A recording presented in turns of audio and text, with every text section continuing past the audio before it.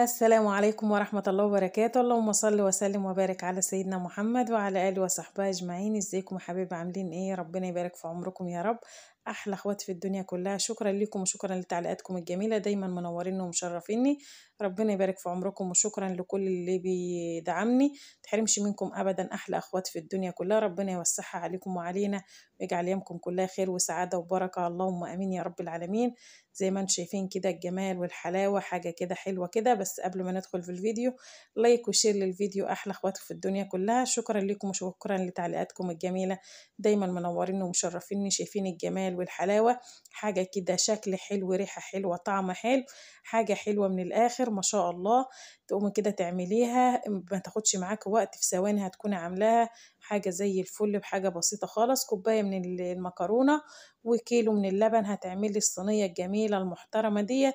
ما شاء الله مش هتاخد منك أي حاجة، ولا مكلفة ولا أي حاجة. ولو اشتريتيها من بره تشتريها بالغالي واعمليها في بيتك كده، مش مكلفة ولا أي حاجة. بدل ما تشتريها من بره بالغالي، اعمليها في بيتك بأقل الإمكانيات وأقل المكونات.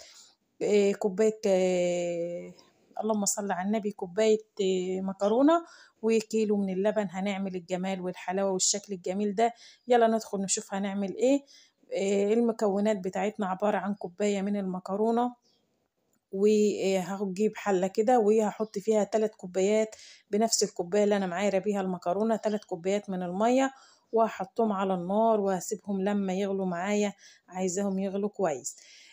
حاجة كده جميلة، حاجة مش هتكلفك حاجة، بس أرخص وأحسن وأفضل من إن انت تشتريها، وبنفس الطعم، طعمها ما شاء الله، طعمها زي اللي بتشتريها من محلات وأحسن كمان. هتجربيها وإن شاء الله هتعجبك.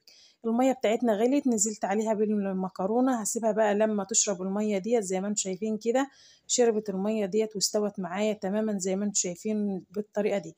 هسيبها بقى لما تبرد، وبعد كده هضربها في الخلاط. هعمل معاها ايه؟ هاخد المكرونة بتاعتي في الخلاط، وهاخد نص كمية اللبن بتاعتي، وكمان معايا 3 معالق كبيرة هرمية مليانة من النشا. لو انت مش هتمليها هرمية كده حطي 4، بس عشان تبقى 3 معالق امليها هرمية كده من النشا. وحطيت نص اللبن، ومعايا كوباية من السكر. حطيت النص كيلو اللبن، وحطيت كوباية من السكر، وحطيت ال3 معالق هرميين مليانين جامد من النشا. كله كده في الخلاط، وضربته معايا ضربة كويسة قوي، بس بحيث ان انا مش بنعمها جامد، بيفضل معايا حاجة بسيطة كده من المكرونة. مش بعملها زي المهلبية، لا أنا عايزة إن أنا ألاقي فيها حتت صغيرة كده ناعمة من المكرونة، تحس إن أنت بتاكلي فعلا حاجة حلوة كده، وبتاكلي العزيزية اللي على أصولها. مش إن أنت بتاكلي مهلبية وخلاص، لا، بتسيبي فيها المكرونة، ما بتنعمهاش قوي. هحطها كده على النار، وحطيت بقية كمية اللبن زي ما انتم شايفين. لا هي خشنة ولا هي ناعمة قوي، حاجة بسيطة خالص كده من المكرونة، علشان ما تبقاش معاكي زيها زي المهلبية. لا، تلاقي كده المكرونة معاكي ما شاء الله. هحط بقى معلقتين، معلقة كبيرة كده من السمنة البلدي. لو ما عندكيش سمنة بلدي بتحط زبدة، عندك زبدة بتحط زبدة، ما عندكيش زبدة بتحط سمنة بلدي، أي حاجة تقضي الغرض. انا بصراحه كان عندي السمنه البقر الصفرا ديت، حطيت منها معلقه كبيره. اول ما حطيت كده حته صغيره، وحطيت حته كمان، يعني يعتبر معلقه كبيره من السمنه. حابه تحط معلقتين، حاجه ترجع لك انت، حاجه بتعمليها لاولادك. حطيت كمان معلقتين من جوز الهند، لو موجوده عندك ماشي، مش موجوده يبقى كده خلاص. السمنه زي ما قلت لك، واي مكونات انت بتضيفيها لاولادك، بتعملي لهم حاجه حلوه، مش بنستخسر اي حاجه.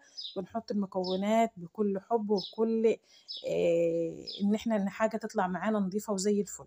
بنقلب قوي كده علشان خاطر احنا معانا نشا، ما تكلكعش مننا او تعمل قعر ولا اي حاجه.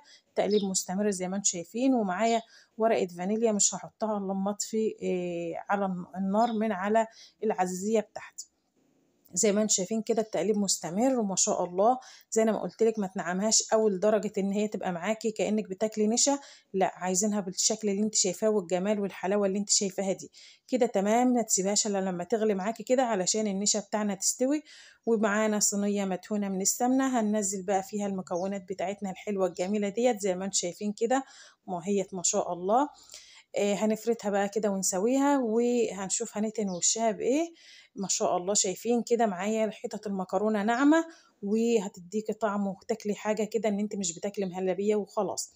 معايا هنا معلقة من الزبدة، ما عندكيش زبدة هتجيبي شوية من وش اللبن وهتحطيهم كده تقلبيهم لحد ما يعملوا معاكي زبدة، وتحط عليهم معلقة صغيرة من السمنة وتحطهم على النار يفكوا بس كده، وتدهني بيهم وش العزية بتاعتك زي ما انت شايفة كده. ما شاء الله شايفين بصراحة ريحتها وطعمها حاجة كده جميلة، حاجة نظيفة، حاجة انت عاملاها بايديكي وحاجة مش مكلفة. لكن لو اشتريتيها من بره هتشتريها بأسعار غالية قوي، لكن انت عاملاها بأقل حاجة عندك هتعملي معانا أحلى صينية. الصينية الجميلة الحلوة ديت. شايفين بقى في الفرن بتعمل ايه؟ بتولعي الفرن بس تحت الشواية، بتسيبيها لما تبرد قبل ما تدهنيها عشان تعرفي تدهنيها، وبعد ما تبرد شوية كده بتدهنيها، وبعد كده بتحطيها تحت الشواية بس تاخد معاك اللون الحلو ده. مش بنولع الفرن من تحت ولا أي حاجة، لا الولعة بس بتبقى تحت الشواية. هتسيبيها بقى لمدة ساعتين أكتر لحد ما تبرد معاكي عشان تعرفي تطلعيها تطلع معاكي حلوة كده. أنا فصلت لأن كنت ماسكة التليفون بإيد وبشيل بقطع بإيد، الصينية بتتحرك مني. شايفين ما شاء الله طالعة الخرطة بخرطتها كده وجميلة، وريحتها وطعمها زي العسل ما شاء الله. حاجة كده زي الفل، حاجة نظيفة، حاجة طعم وريحة وجمال مفيش بعد كده. اتمنى لو وصلتوا معانا لحد هنا ما تنسوناش في لايك وشير للفيديو. ربنا يبارك لي في عمركم يا رب. شايفين الجمال والحلاوة؟ حاجة زي العسل ما شاء الله عليها. هتجربيها تعتمد على الطريقة ديت. واتمنى لو الفيديو عجبكم ما تنسوناش في لايك وشير للفيديو. والسلام عليكم ورحمة الله وبركاته.